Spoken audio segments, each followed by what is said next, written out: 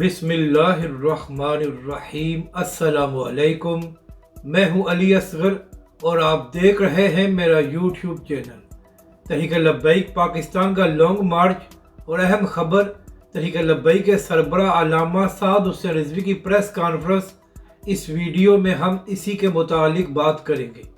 नाज़रीन कराम, 22 मई को तहरीक लब्बैक पाकिस्तान कराची से अपने लॉन्ग मार्च का आगाज़ करेगी।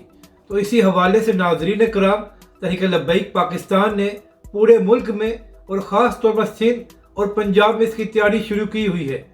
और नाज़रीन कराम, हमेशा की तरह हालात बता रहे हैं कि तहरीक लब्बैक पाकिस्तान का लॉन्ग मार्च एक तारीख साज होगा। तो इसी हवाले से नाज़रीन कराम, एक खबर सामने आई है कि आज 3:30 बजे तहरीक लब्बैक के सरबराह अल्लामा साद हुसैन रिजवी एक अहम प्रेस कॉन्फ्रेंस करने जा रहे हैं।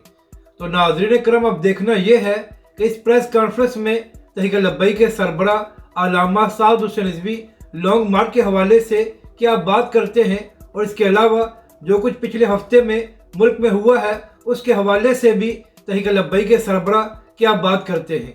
तो नाज़रीन करम, 3:30 बजे जो तहरीक लब्बैक के सरबराह की प्रेस कॉन्फ्रेंस हो रही है वो नहायत अहमियत की हामिल है। अपनी राय का ज़रूर इजहार करें कि आपको ये वीडियो कैसी लगी, और हमारे इस चैनल को भी सब्सक्राइब करें।